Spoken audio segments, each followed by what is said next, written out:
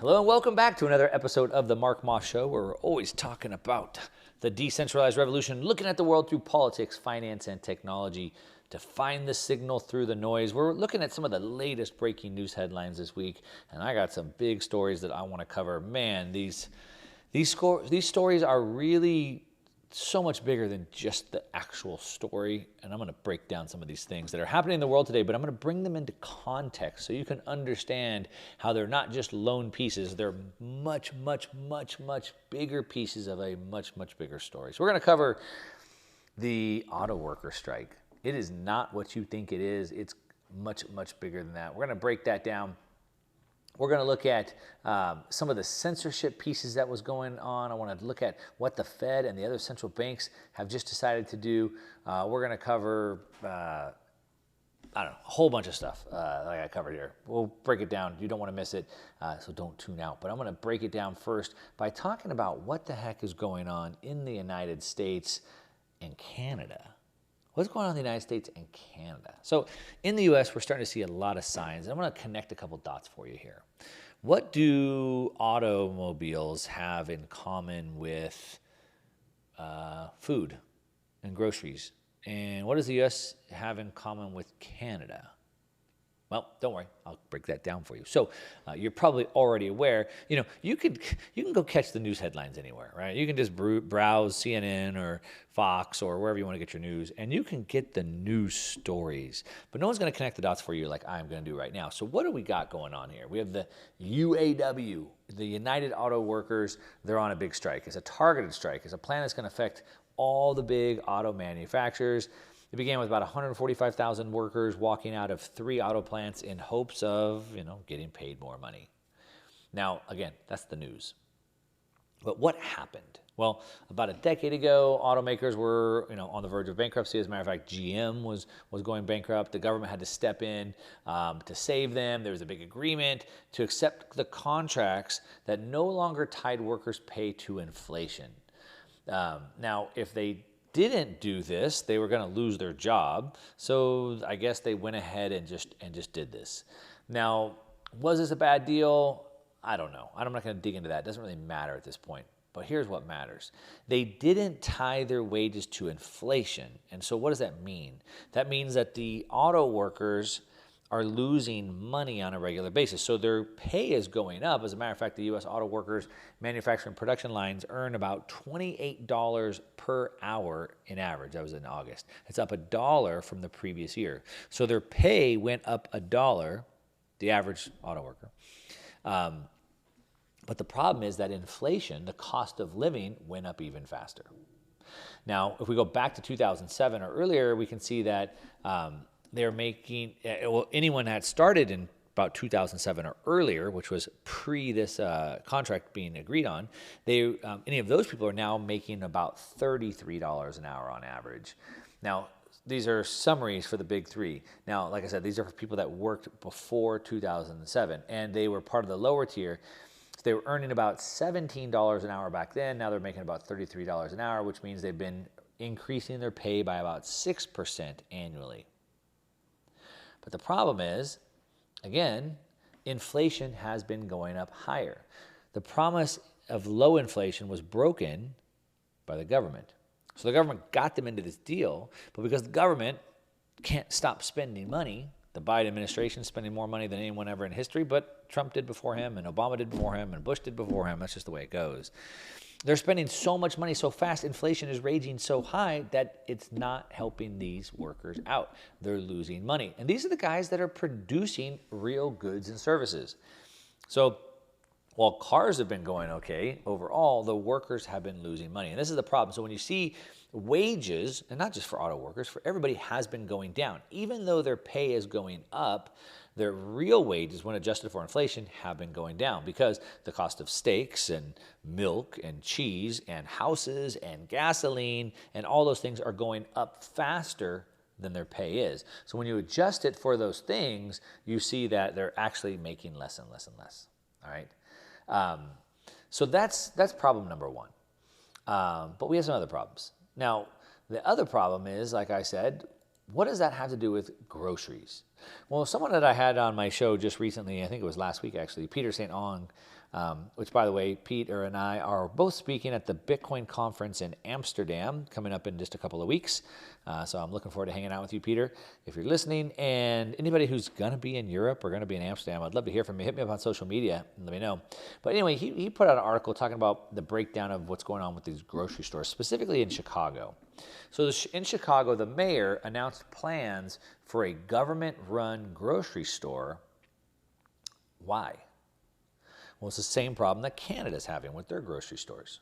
You see how all this is tied together? Well, how is that tied together with auto workers? Well, it appears that the problem in Canada is the same problem in Chicago and the United States for that matter, which is that food prices are going up so fast that people can't afford to live anymore. Not live the way they used to. Instead of eating steak, now they got to eat rice and beans or whatever, right? And so in Canada, it's getting hit particularly hard, much harder than the United States, but in the United States it's happening as well. And so you saw Justin Trudeau on the news over the last couple of weeks saying that he's going to demand that these grocery stores stop raising prices. How dare these greedy grocery stores sell for such high prices when people in Canada are struggling to live? That's the rally cry. That's the rally cry of a communist dictator. That's what the rally cry is. Now, if these grocery stores were so greedy, making all this profit, then wouldn't another grocery store just open up and charge less prices? Because that's how competition works. The reason why the groceries are so expensive and people can't afford them is because of inflation, because the governments can't stop printing money. Okay? So as they continue to print more money, it pushes the cost of goods and services up. In addition to, particularly in Canada, but in the United States as well, the massive amounts of onerous red tape and bureaucracy that's put onto these businesses that also push their prices up. When I have all these legal restrictions and all these forms and files, and I have to hire all these people for all these inclusions and all these diversity trainings, and I have to file all these reports, it costs money to do that. And in order to make a business that actually turns a profit, I have to raise the prices of my goods and services. That's it. When the cost of my lettuce goes up and the cost of my labor goes up, I have to sell the lettuce for a profit. And that just is what it is. The governments are the ones causing the prices to go up with their red tape and bureaucracy and with their endless money printing and bureaucracy. But Trudeau wants to come in and be the savior and say, these greedy business owners, we're going to take them over. Now, that might sound familiar. It's the same thing that Vladimir Lenin said in Russia, same thing that Mao said in China, same thing that Hitler said in Germany, and it's the same thing that Trudeau is telling you today. The government should just take it over, which is the exact same thing the Chicago mayor just said. He wants government-run grocery stores because the people can't afford to pay the fees anymore. Another reason is because the shoplifters continue to steal so much. So why is all this happening? How is I just connected the grocery stores in Chicago in the United States and Canada. But what does that have to do with autos? Well, it's the same thing.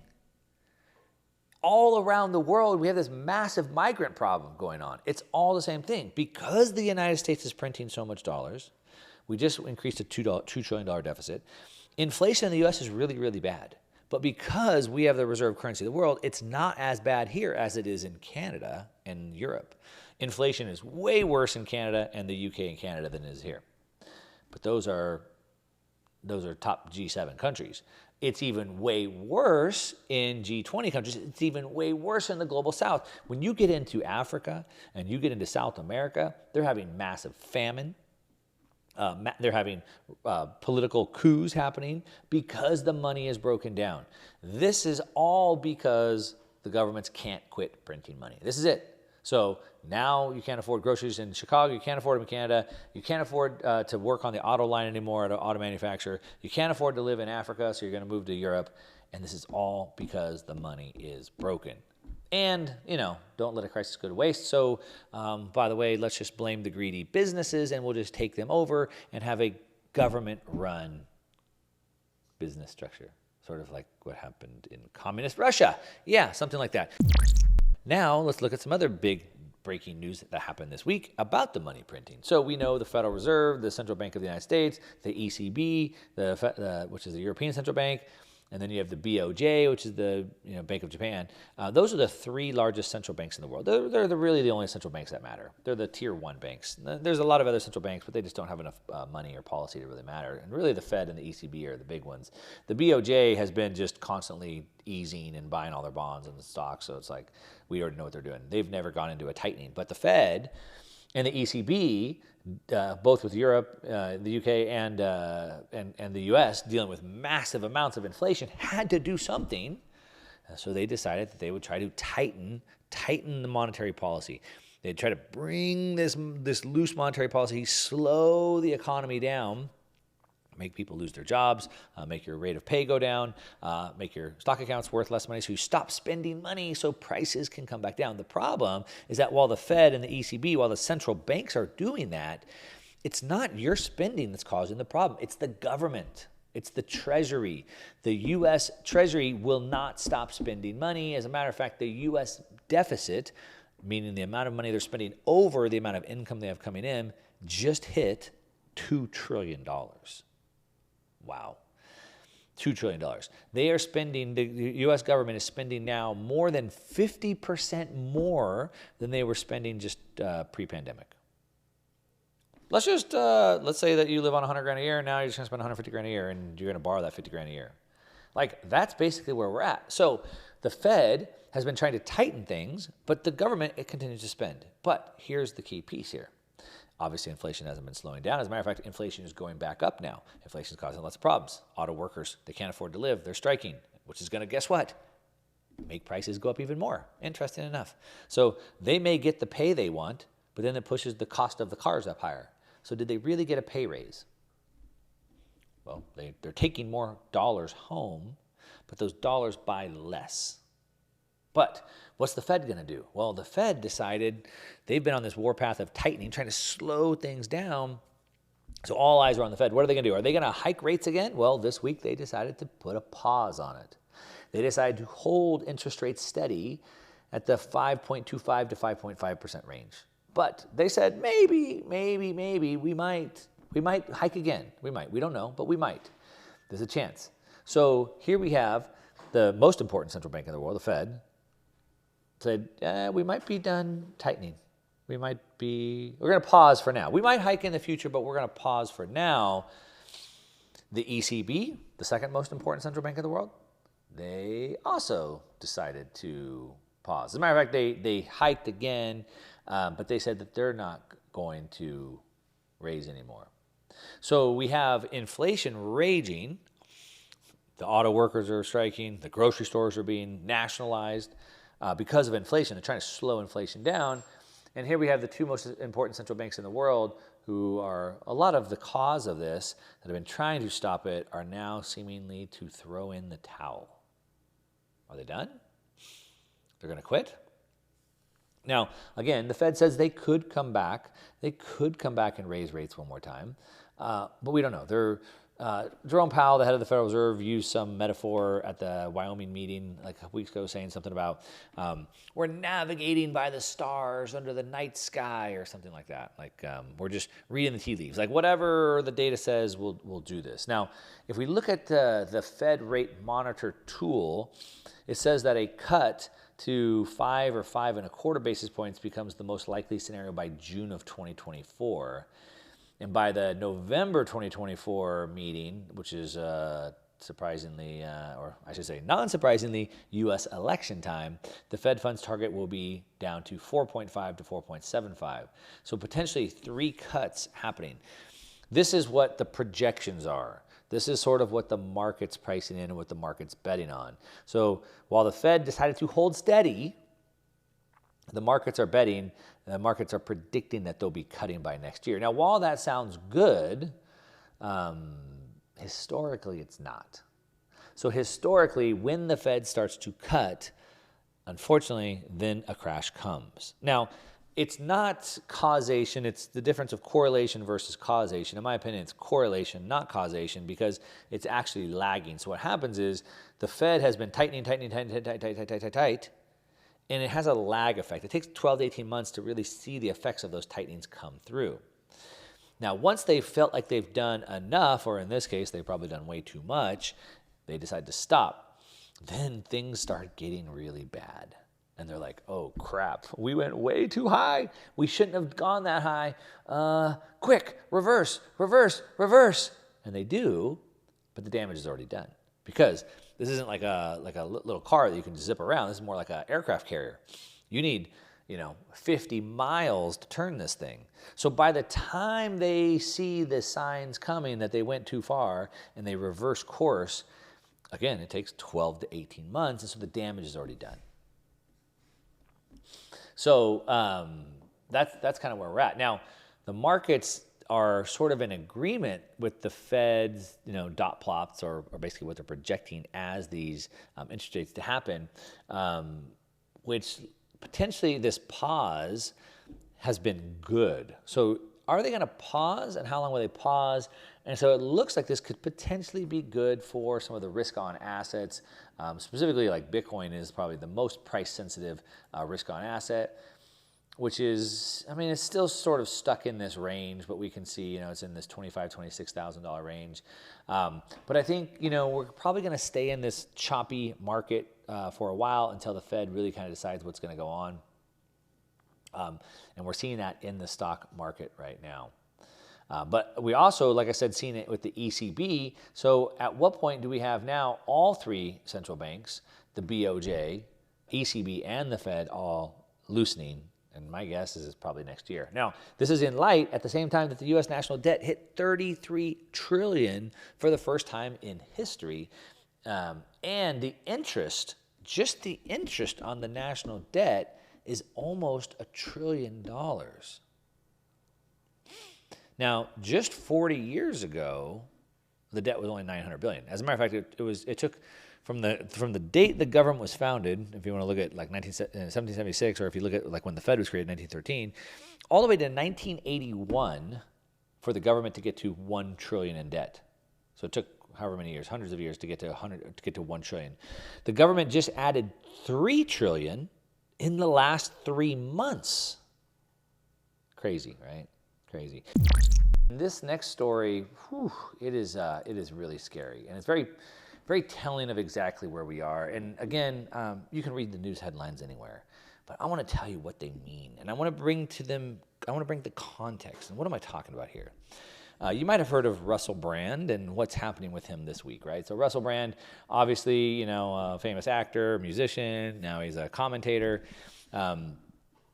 He got hit with some accusations this week of potential sexual, misconduct a decade ago or more, and he's come under massive attack. Now, that might just seem like a story.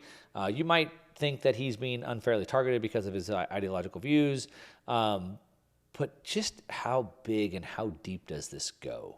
And that's the part I want to bring context to you for. Now, you have to realize what is going on here, first of all. So Russell Brand, like I said, famous actor, musician, whatever. Look, he was famous for being a drug addict, alcoholic, and having all kinds of wild sexual experiences. He was open about it, vocal about it. I think talked about it in books. Very, very, very open about it.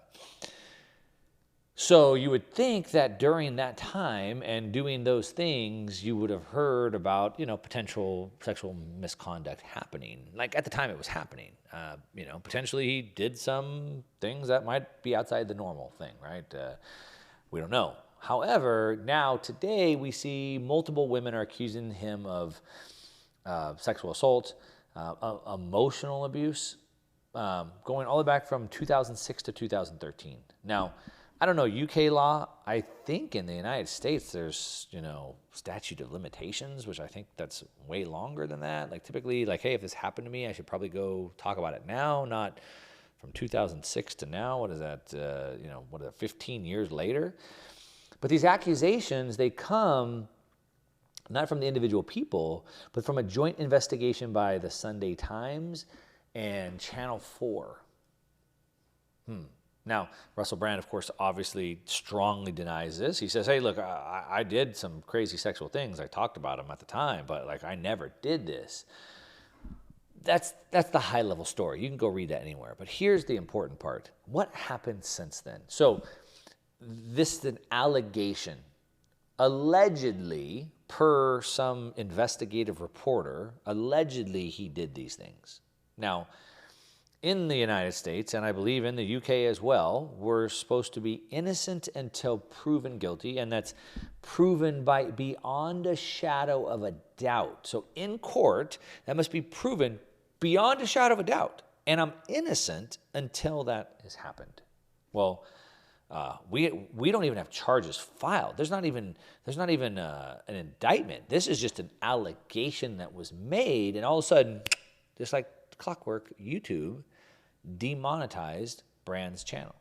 Now, Russell Brand has over 6.5 million subscribers on YouTube, and he makes content talking about issues that nobody wants you to talk about. So vaccines, the wars, the election, things like that, which are obviously topics they would like him to stop talking about. So it seems sort of weird that YouTube would just demonetize his entire channel. But what's even weirder than that is, why would they do that? So allegedly, a news report shows that he had sexual misconduct 15 years ago, and then they shut off his ability to make money?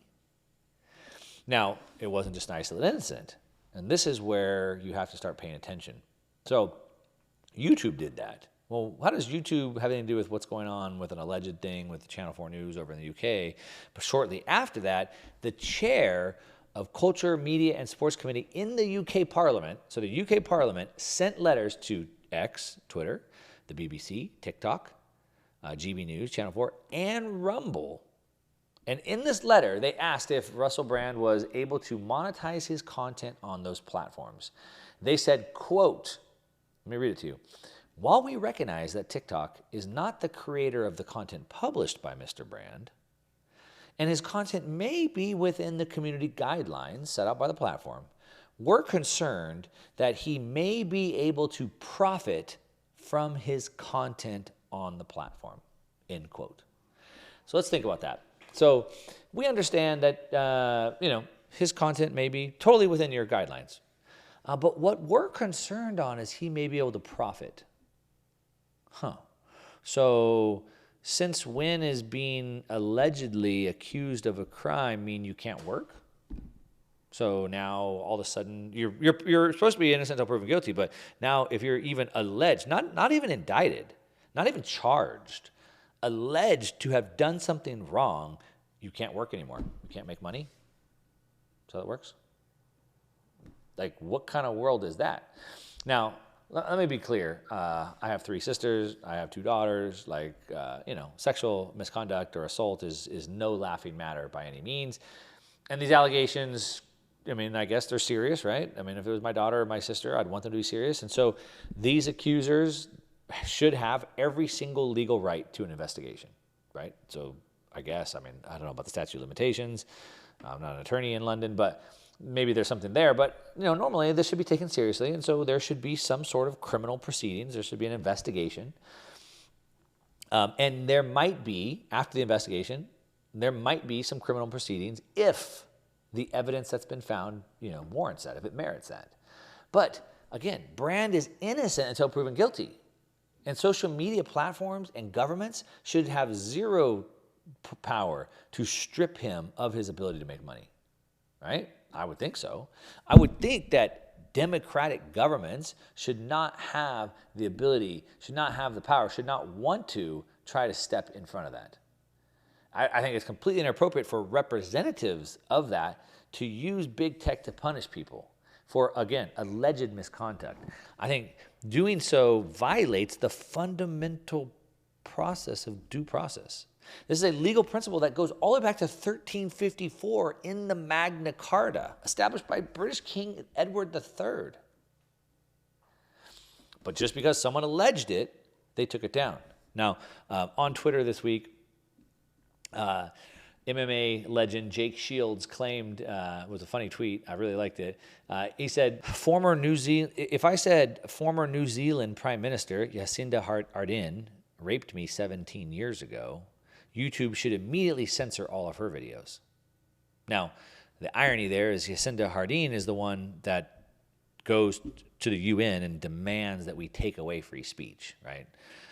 So hey, if we allege that she did this, hey, she raped me 17 years ago, then should YouTube also censor her stuff? Do you think that would happen? Maybe we should try that. If you're listening, go ahead, file that report. Allege it. Let's see what happens. I highly doubt that's what will happen. But the problem, again, let me put this in context for you, isn't just Russell Brand. Just the fact that he lost his demonetization is a big problem. But what the bigger problem is the direction in which we're going, the pattern that's being established here. In 2022, Justin Trudeau froze the bank accounts of the Freedom Convoy truckers. British banks recently shut down the banks of Brexit campaigner Nigel Farage, again, for his ideological views. Nothing legal that he did wrong, nothing financial, same as what Trudeau did to the convoy truckers. They didn't do anything illegal. It was the ideological views that they had. My friend I've had on the show, Dr. Joseph Mercola, had his bank accounts shut down for the same reason. He didn't do anything wrong legally, didn't do anything wrong financially, but for ideological reasons. We see the White House and the United States Department of Homeland Security, Centers for Disease Control demanding even more online censorship of populist voices. Anyone that resists the narrative, such as COVID measures, things like that. But that's just the tip of the iceberg. Now, while we're talking about getting your bank account shut down for ideological reasons, one of the best ways you can prevent that from harming you is not have all your money in the bank. One of the best ways you can do that is to buy gold. Gold's been money for 5,000 years, and so you should probably get some and put it in your safe just in case something like this were to happen. I get my gold from a place called Universal Coin and Bullion, which I trust because I've worked directly with Dr. Mike Fulgens and his company. He wrote the letter to the Texas Attorney General on fraud. I mean, they're a trustworthy place, and they have great prices, and they have a very special offer for my listeners. He wants to give you a 1-ounce silver American Eagle coin with no dealer markup, a limit of 3, and even free shipping if you give him a call and you mention my name. The Silver Eagle coin is the most popular, the most sought after pure silver coin in the world, and you can get it at his cost and free shipping and a 30-page award-winning gold guide if you give him a call and mention my name. Just give Universal Coin and Bullion a call at 1-800-UCB-GOLD. Again, that's 1-800-UCB-GOLD. Or you can go online and go onto universalcoin.com/Mark Moss. But make sure if you give him a call, tell him Mark Moss sent you to get that $27 deal and free shipping. This isn't just an isolated case, right? This is the pattern. This is the direction. As I said, this is Dr. Mercola getting his bank account shut down, not for any financial or legal problem, just they don't like his ideological view. Nigel Farage had his bank account shut down over in Europe. Justin Trudeau shut down the bank accounts of the trucker protests, right? So this is happening. Anybody that's talking outside their narrative, they're coming after. Now, at the same time, governments around the world, the central banks, are moving to central bank digital currencies, CBDCs, and digital IDs. Both of these things at the same time. Now, these two things together are potentially the final death nail in freedom as we know it. The marriage of these two, the digital currency and the digital ID, equals social credit scores, which are already used in China. They've been used for a long time. We've talked about that extensively. But they make it easy for big tech, big banks, and big government to basically go after anybody that they don't like. Doesn't matter if you're convicted of a crime. In China, it doesn't matter if you're convicted of a crime. If your social credit score drops, you can't get a bus ticket, a train ticket. It doesn't matter. So why is this happening? Well, the reason why is the managerial class, what you may consider the administrative state, the bureaucratic state, the deep state, whatever you want to call it, the professional managerial class elites in the government who are not elected, we can't vote them out, they have the power, they're using their authoritarian extrajudicial tactics to silence and punish anybody that they don't like. It's a war of the elites against the populace, against the people. It's what I frame up all the time. It's we the people versus the government. That's it. They, the elites, the bureaucratic, the administrative state, the professional managerial class, they think that services like the internet and banking and access to financial services and like other public goods, they seem to think that it's not a right. They seem to think that they have the control of that, and they should be able to use that how they want. And they think that they should be able to use these, co-opt these, coerce these platforms to enforce their will. It's a revolt of the elites. That's what it is. It's a revolt of the elites. I covered a book called The Revolt of the Public before. This is their answer back. They want to weaponize the internet to rein in any political dissent. At the end of the road that we're on is a government-administered social credit score system, which is not funny, but ironically, it's exactly what Brand is warning us about. All right? It's exactly the same thing. Under that type of an agreement, under that type of a social credit score system where you have the CBDC and the digital ID put together, basically the governments, this managerial class, will have all the digital tools that they need to push people to conform to these norms. Anyone who would express an opinion that would offend this government would automatically find themselves not able to use these tools, like the internet, for example. The managerial class is so desperate to maintain power and control over the narrative because it's all lies. Look, if it was good for you, if it was true, they wouldn't have to lie to you. They wouldn't have to coerce you.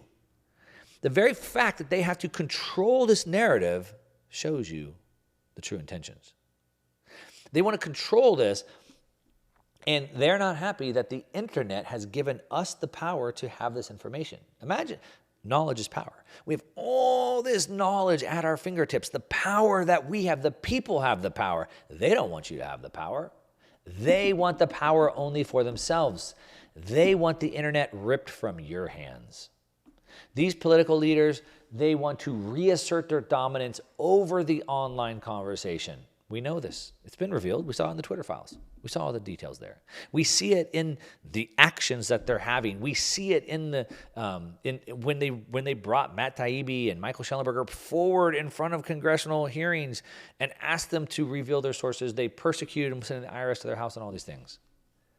We see this. We see, again, Justin Trudeau with his actions. He showed that a Western government, supposedly a free democratic government, was able, and not just able, but willing to basically do what Edward Snowden warned us about. Edward Snowden had to leave the country because he warned the people this was coming, and here it is. Turnkey tyranny. So the governments have the ability to basically push a button and enforce compliance. They don't need to pass laws. They don't have to have courts. This doesn't have laws. They're just doing it on their own. YouTube just took away Russell Brand's ability to make money with no precedent. He didn't break any laws. He didn't do anything. And they just did that.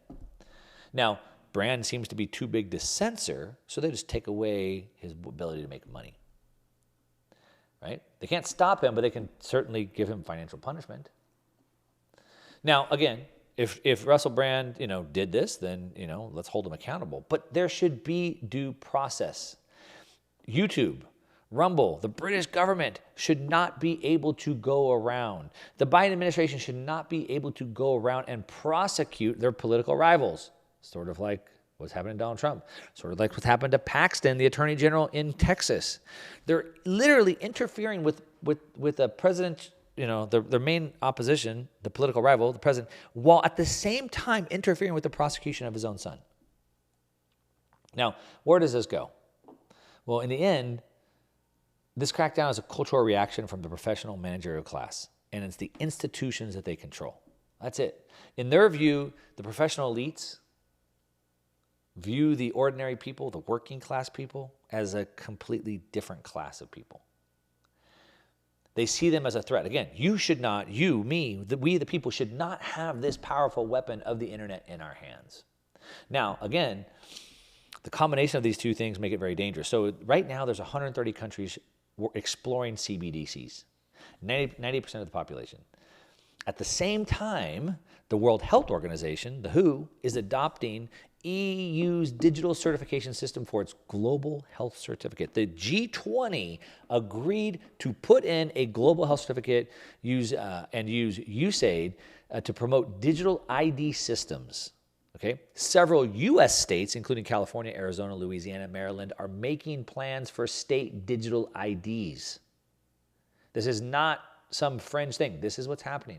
With a combination, as I said, the unholy pairing of CBDCs and digital IDs, Governments will have all the power they need to surveil every single transaction and literally have a button they could push to just clamp down on anybody they don't like.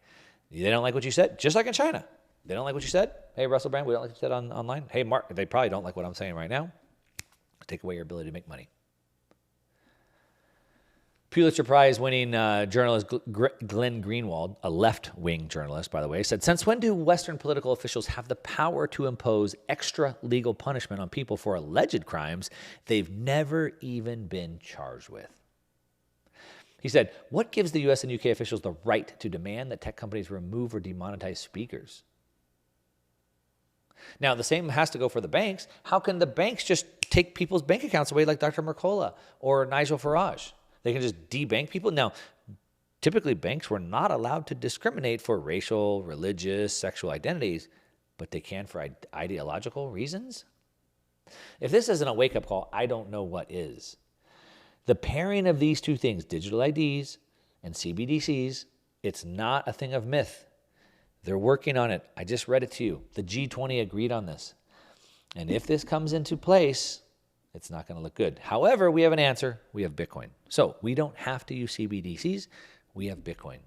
If I didn't have Bitcoin in this world today, if we didn't have it in this world, I would be very scared. But we have a tool to win. So this is bad. It's not good news for sure, but it's not the end of the road here. We have the tools that we need to win. What we need is to wake each other up. As long as we can continue to spread this information and let people know, make them aware of what's going on, then as they see this continue to roll in, they recognize it. They go, oh, I get this. I already know what you're doing. I already knew you were going to do this. Then we can see through their veil. We have the power and the tools that we need. What they can really do is take away our ability to transact in their financial system, but we don't have to use their financial system. We don't have to use the CBDCs they have because we have Bitcoin and we will win. If you're just tuning in, you're listening to The Mark Moss Show, running through some of the latest breaking news headlines this week. That's what I got for this hour. Hopefully this makes sense and hopefully it charges you up to go do something about it. That's what I got. Let me know what you think about this show today. Hit me up in the comments. Like and review this podcast, please, on your favorite podcast player. And I'll talk to you next time.